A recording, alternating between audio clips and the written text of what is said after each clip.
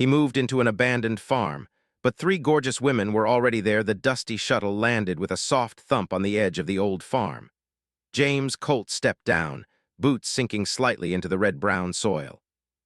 He had crossed 3 star systems to get here, searching for a fresh start, far from the crowded, lawless frontier towns he'd left behind. He had expected silence, solitude, and perhaps the chance to rebuild his life on this forgotten planet. The farm looked abandoned, just as the registry had described. The house was 2 stories tall, white paint peeling from years of neglect. Solar panels leaned awkwardly on the roof, some cracked, some dangling. Fences around the field sagged, wires rusted, and the wind stirred up a small cloud of dust from the dry ground. It was perfect. Quiet, empty, just what he wanted. But the moment James pushed open the creaking gate, something felt off.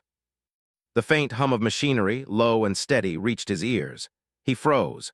On this planet, the winds carried nothing but silence and the occasional chirp of mechanical insects used by settlers for farming. He stepped carefully toward the house. The front door was open, swinging slightly in the breeze. A soft light glowed from inside. James reached for his holstered plasma pistol just in case. But curiosity pulled him forward faster than fear. He entered the farmhouse. It smelled of warm wood, cooked food, and something unfamiliar, almost metallic. The floorboards groaned under his boots, and then he saw them. 3 women stood in the main room, staring at him as if he had just walked out of thin air. None spoke at first. The first woman had sharp features, piercing blue eyes that seemed to examine him in seconds, calculating everything. Her hands rested on a small console covered in strange alien circuitry. She wore a tight suit that looked designed for exploration or field work. The second woman was taller, muscular, with a quiet strength in her posture. Her short, dark hair framed a face set with determination. She held a rifle loosely, but the way she moved told James she could use it faster than he could blink. The third woman was softer in appearance, with long silver hair that glimmered in the dim light. She wore a simple dress, blending with the natural surroundings of the farmhouse. Her hands rested lightly on a cluster of plants growing in a corner, almost as if she could feel them breathe. James swallowed, keeping his hands visible. I bought this place. I didn't know anyone was living here." The blue-eyed woman's lips curved slightly, but her eyes stayed cold. "Bought it. The registry says it's abandoned, but clearly it is. Who sent you?" "No one," James replied. "I bought it from the official record. I just wanted a fresh start." The muscular woman stepped forward. "Fresh start?" Her voice was firm. "This land has rules. People who don't belong don't last long." The silver-haired woman said nothing. She simply tilted her head, observing James with gentle curiosity. James took a deep breath. "I don't want trouble. I'll stay out of your way if you just let me stay. I'm a farmer at heart. I can help with chores, fix fences, harvest crops. I don't want to fight anyone." There was silence. Then the blue-eyed woman spoke again, her voice calm but commanding. "Chores won't protect you when the drones come." James blinked. "Drones? They scan the region nightly," she explained. "Any outsiders or unusual activity, they report back to interests you don't want to know about." The muscular woman crossed her arms. "And that's not all. This farm has features, hidden ones. We stay here for a reason. You should leave before you get caught in something you don't understand." James felt a twinge of frustration. He had crossed galaxies to find peace, and already he was being threatened by a group of strangers. But there was something else. Their presence wasn't hostile, not entirely. Each of them carried their own strength, and he could sense that. He could see that they had survived things most people wouldn't dream of, and survival, he thought, was something he understood very well. "Look," he said, keeping his tone low, respectful. "I don't know what's going on here, but I can help. I can watch your back, fix things, and I won't ask questions if you don't want me to. Let me stay just for a while. I can prove myself." The blue-eyed woman's gaze softened slightly. "Prove yourself, huh? Most people don't last a week here. They leave, or worse." "Then I'll last longer," James said, almost with a grin. "I've survived worse." The silver-haired woman moved closer, her steps light. "Maybe he can stay," she said softly, almost as if speaking to herself. "Perhaps he can help if he is willing." The muscular woman narrowed her eyes but didn't speak. The blue-eyed woman tilted her head, clearly weighing the situation. Finally, she nodded. "Fine, for now. But if you cross us, or if you stumble into the wrong place at the wrong time, you won't be alive to regret it." James exhaled in relief. "Fair enough. I'll stay out of trouble, I promise." The three women shared quiet looks, each revealing their own secrets, but none of them said more. James noticed that each of them carried something unique, something essential. He guessed that together they could manage the dangers he had yet to see. The first night, James learned quickly that this was no ordinary farm. The crops glowed faintly in places, and strange humming machines were hidden beneath the soil. The silver-haired woman taught him how to water the plants without disturbing their subtle energy fields. The blue-eyed woman showed him old alien maps etched into the farmhouse walls. The muscular woman taught him how to patrol the perimeter, spot drones, and stay silent when danger approached. James listened more than he spoke, learning quickly. He realized that each woman had her own reason for being here, and each was guarding something. The land itself seemed alive.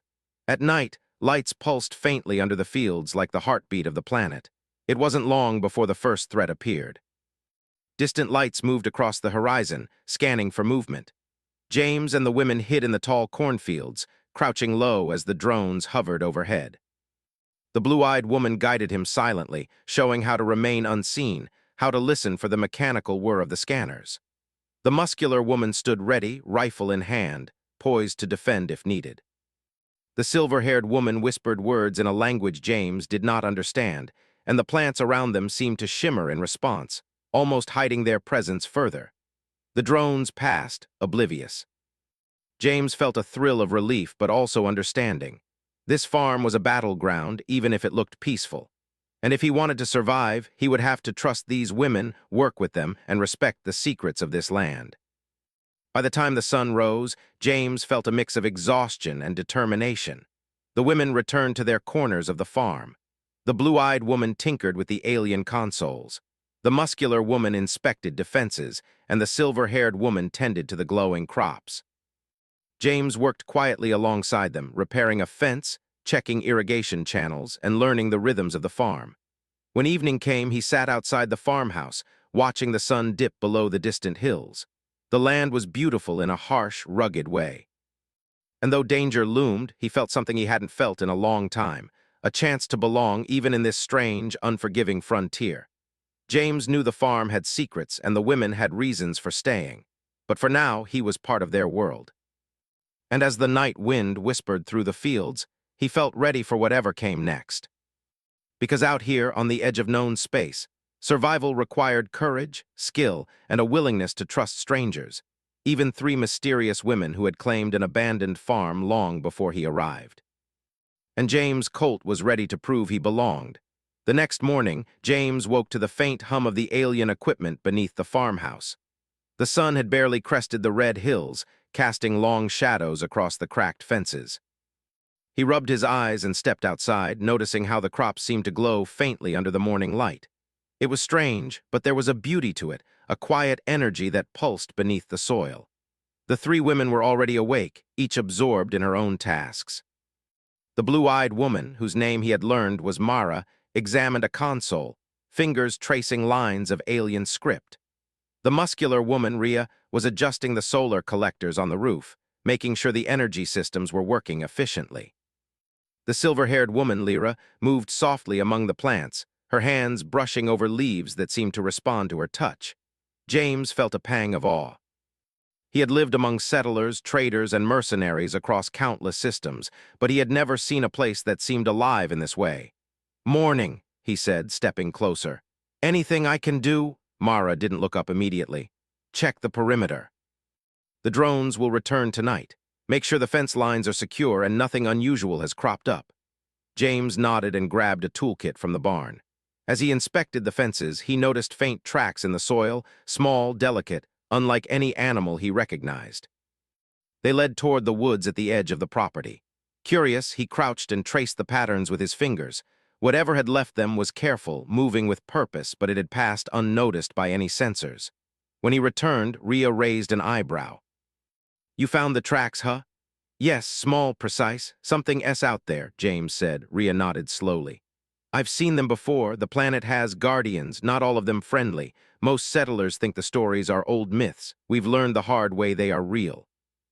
Lyra appeared behind him, silver hair shimmering in the sunlight. "They sense intrusion, but they are not entirely hostile. They test you to see if you belong," James frowned. "Test me?" Yes, Lyra said softly. This farm, this land, it chooses. And it will challenge anyone who tries to take it without understanding. He felt a thrill and a shiver at the same time. This was no ordinary farm. This land was alive and it had secrets. The day passed with hard work. James repaired fence lines, dug new irrigation trenches, and learned the rhythms of the alien crops under Lyra's guidance. She explained how the plants were connected to the land's energy, how disturbing them recklessly could cause them to wither. James listened carefully, realizing that farming here was more than physical labor. It required respect, observation, and patience.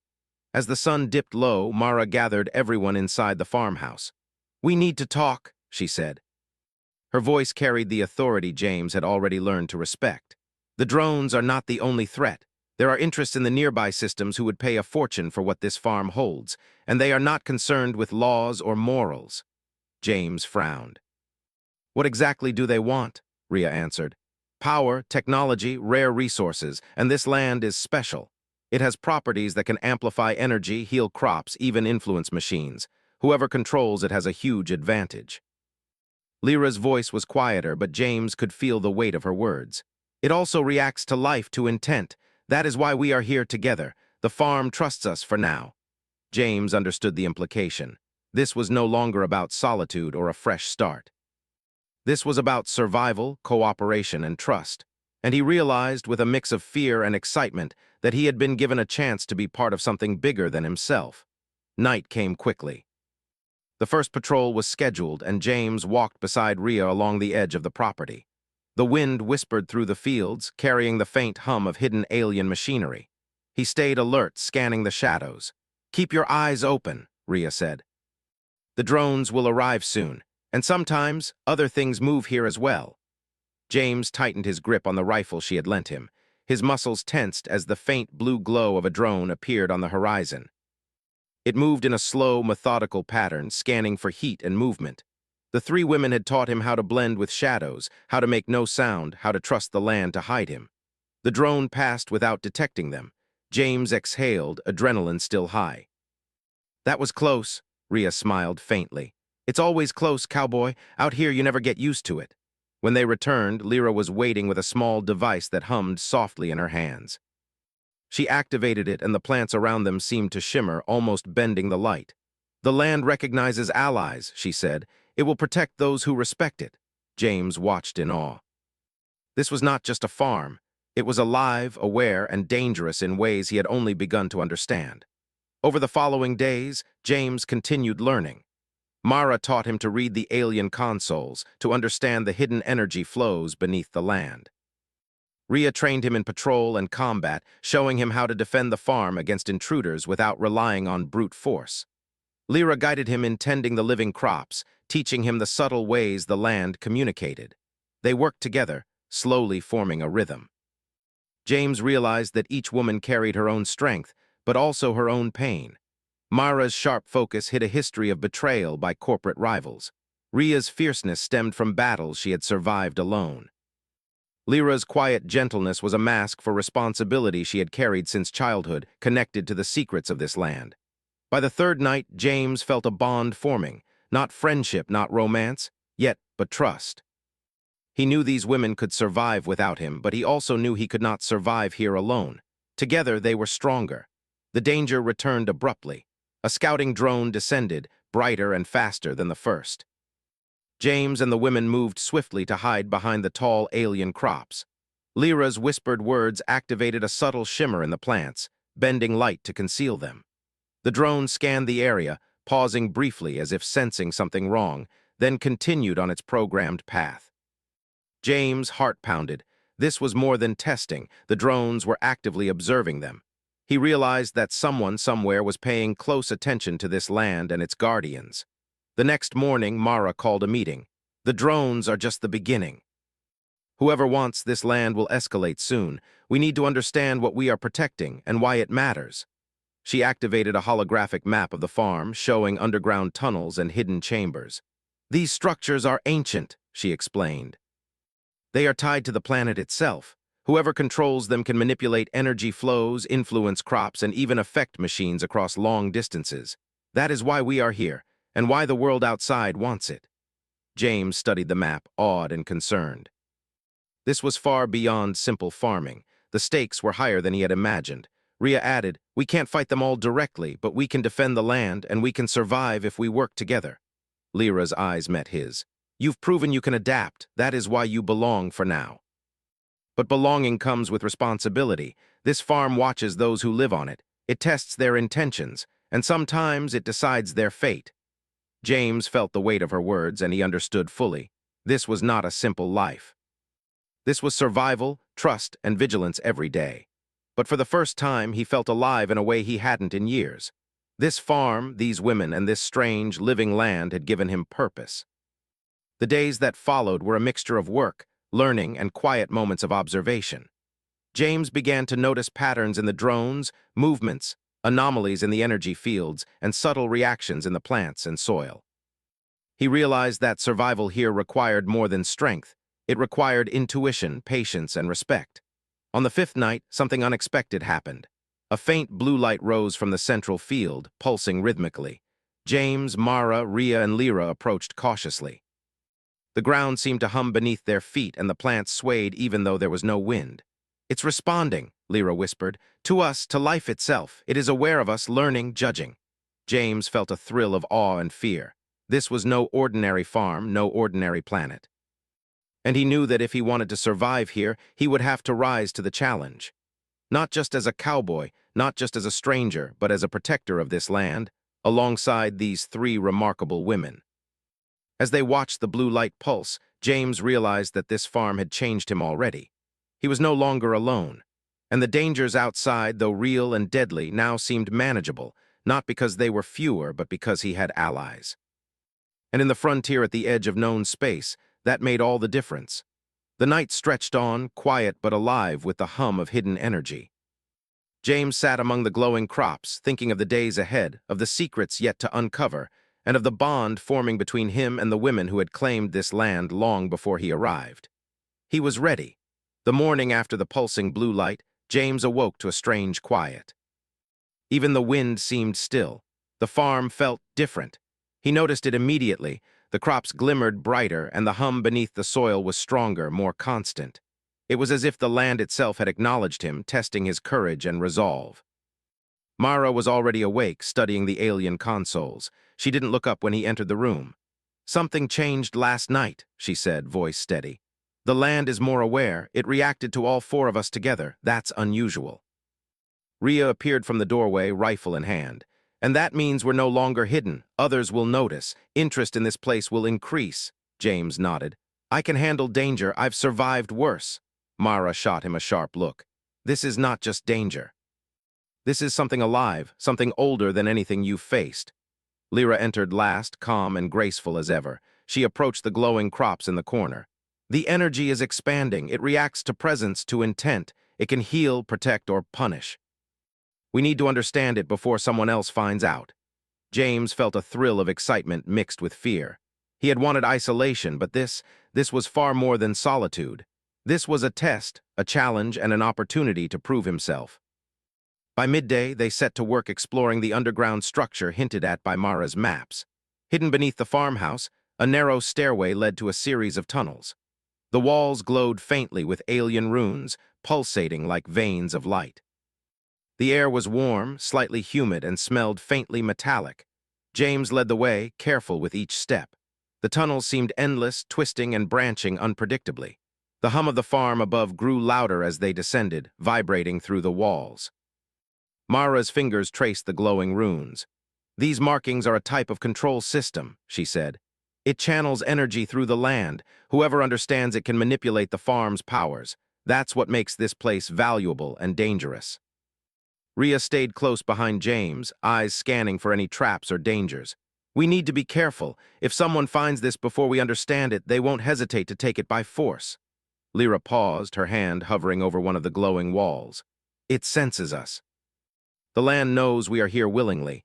That is why it responds positively, but it can sense fear, greed, violence. Any misstep could trigger defenses." James swallowed. "So the farm can fight back?" Lyra gave a faint nod. "In its own way, we must respect it and each other. Together we survive. Alone, not for long. They followed the tunnels deeper, discovering chambers filled with alien devices, glowing orbs, and strange machinery. The farm's energy was concentrated here, flowing through circuits and nodes. James realized this was no ordinary agricultural land. It was a hub, a source of power that could influence nearby systems. Suddenly, the ground trembled slightly. Dust fell from the ceiling. A low mechanical whir grew louder, echoing through the tunnels. The hum was not from the farm, it was from outside. James' hand went instinctively to the rifle at his back. "Drones," he whispered. "They're back." Mara's eyes narrowed. "Not just drones, look at the scanners. They're coordinated. Someone knows what's here." Rhea positioned herself near the entrance to the tunnels. "Then we fight smart, not hard. Use the land, use the shadows, use everything we've learned."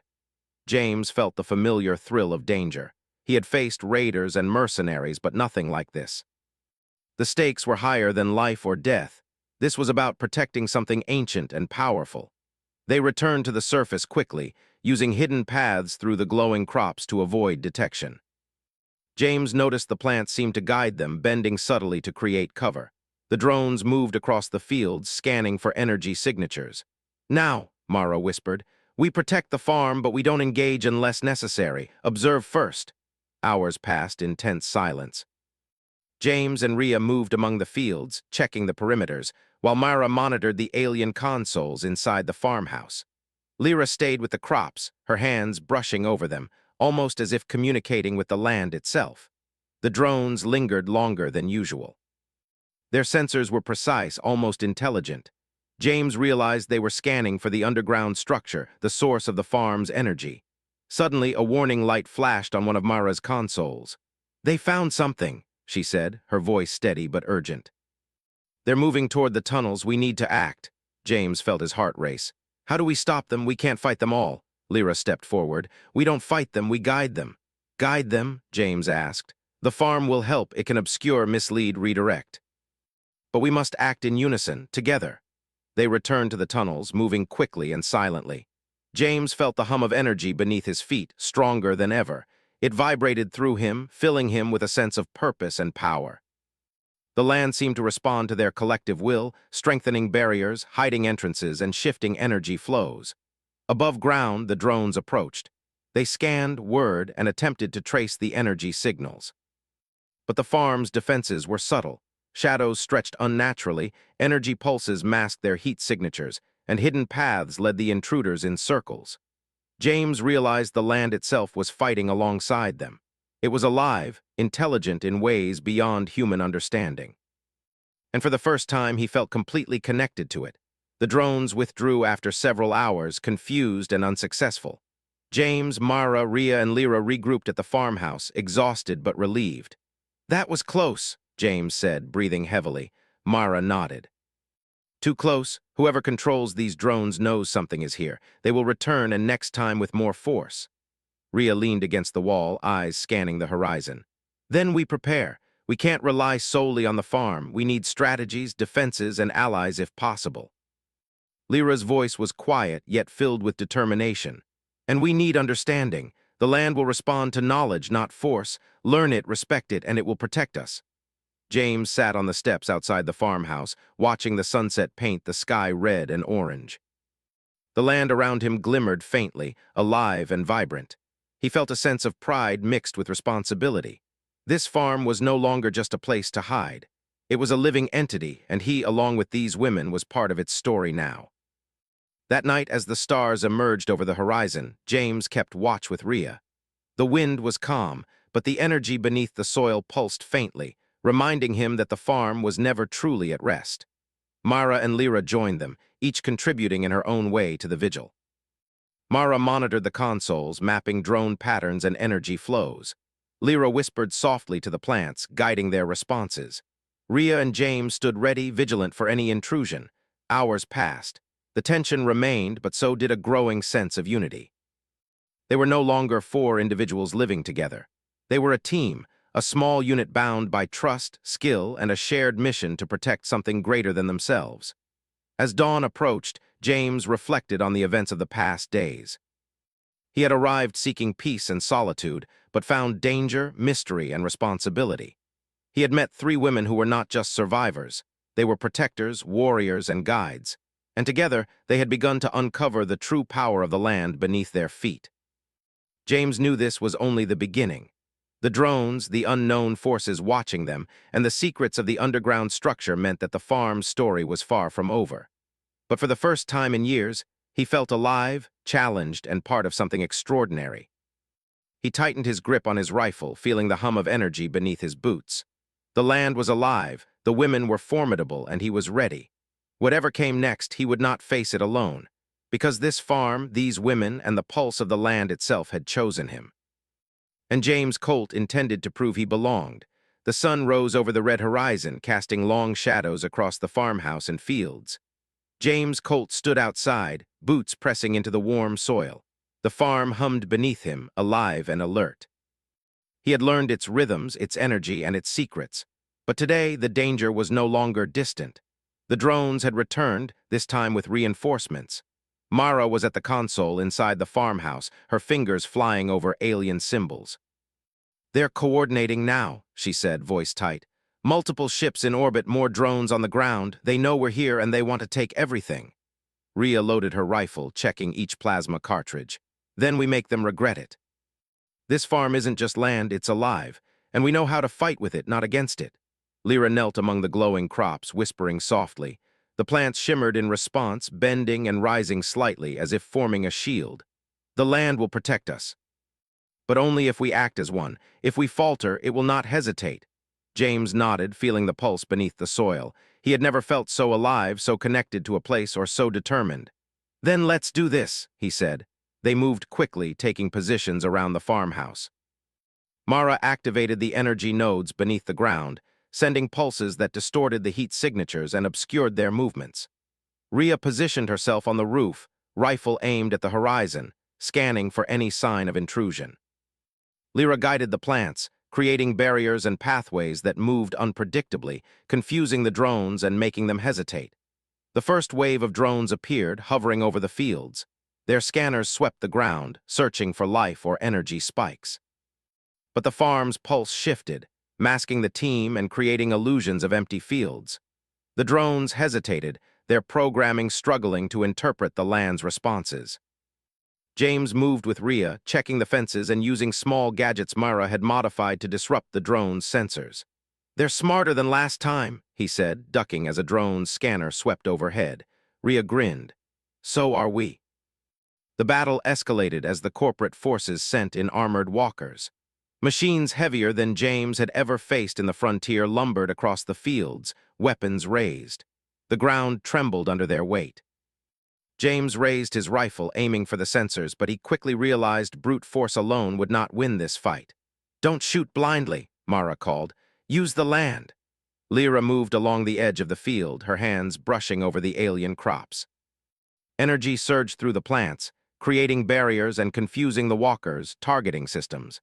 The machines faltered, some slipping on the slightly warped soil as if the land itself resisted them. James and Rhea took advantage of the disruption, targeting exposed control nodes on the walkers. Sparks flew as circuits fried under their coordinated attacks. The machines staggered, slowed by the subtle manipulation of the ground and plants. Mara continued to coordinate from inside the farmhouse. The consoles glowed brightly, showing real-time patterns of energy flows. "We can amplify the defenses if we act together," she said. "James, Rhea, follow my directions exactly. Lyra, continue guiding the land." James felt the pulse beneath his feet grow stronger. He realized he could almost feel the flow of energy, the rhythm of the farm responding to his intent. He adjusted his movements in sync with the pulse, positioning himself to disable the nearest walker's main circuit. With a precise shot, the machine shuddered and fell, sparks flying into the air. Rhea moved beside him, taking down another with a perfectly timed shot. The teamwork was seamless, human and land working together against technology that didn't understand life. Above them, the drones struggled to maintain their scan. Lyra whispered again, and the plants bent, creating mirages and hiding the team's position. The walkers began to falter, confused and disoriented by the unpredictable terrain and the pulses of energy running beneath the soil.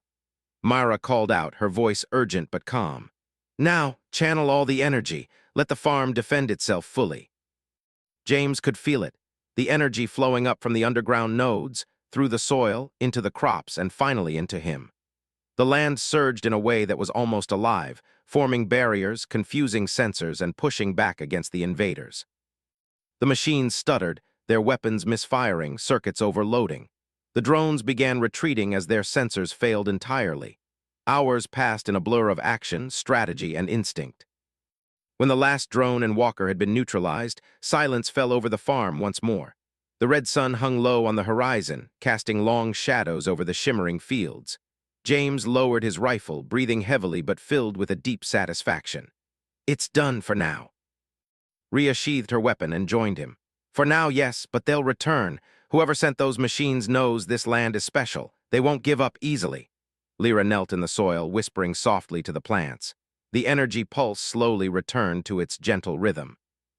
The land knows we are united. It will protect us as long as we act together, but we must respect it not just for ourselves but for the future of this farm. Myra emerged from the farmhouse, her expression serious. We've won this battle, but the real test is yet to come. We must understand this place fully, learn its secrets, master its energy, and prepare for the next challenge. Only then will we truly belong here. James watched the three women, each remarkable in her own way. Mara, sharp and intelligent, a master of strategy and technology. Rhea, fierce and brave, protector of the group. Lyra, calm and connected, in tune with the life of the land itself. He felt a deep respect and admiration for all of them. He knew that together they were not just surviving, they were thriving. The farm had chosen them, but it had also given them power. And James realized that the strength of the land was matched only by the courage, skill, and trust of the people who protected it. The night came, quiet and peaceful for the first time in days. James sat outside the farmhouse, looking up at the stars stretching endlessly across the sky. The pulse of the land was steady beneath his feet, a living rhythm that matched his own heartbeat. Rhea joined him, sitting silently on the steps. "You're different now," she said softly.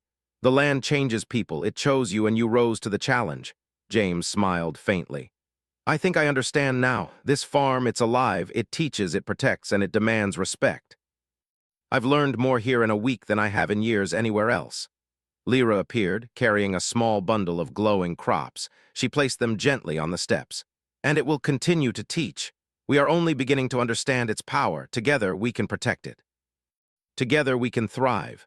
Mara stepped out last, surveying the horizon. "The universe will notice this place eventually, but that is for another day. Tonight, we rest. Tomorrow, we prepare for what comes next." James leaned back, feeling the weight of the past days and the thrill of surviving together. He had come seeking peace and isolation, but he had found purpose, challenge, and connection. He had found allies, three extraordinary women, and a land that would test them but also empower them. As he looked across the glowing fields, he realized something profound. This farm, abandoned and forgotten by most of the galaxy, had become a home. Not just a place, but a living, breathing entity that recognized and rewarded courage, respect, and unity. The night deepened, and James closed his eyes briefly. He could feel the pulse beneath the soil, the heartbeat of the farm, steady and strong. He felt alive in a way he hadn't in years. He knew that challenges would return, that danger would always loom on the frontier, but he was ready. Because he was no longer alone. He had the women at his side, Mara, Rhea, Lyra, and the living farm beneath his feet. Together they had faced danger, uncovered secrets, and survived. Together they would continue to protect this land at the edge of known space. And for James Colt, the lone cowboy who had arrived seeking solitude, the abandoned farm had become a sanctuary, a battleground, and a home. The pulse of the land beat strong, echoing his own heartbeat. And for the first time, he felt truly alive, ready for whatever the universe might send next.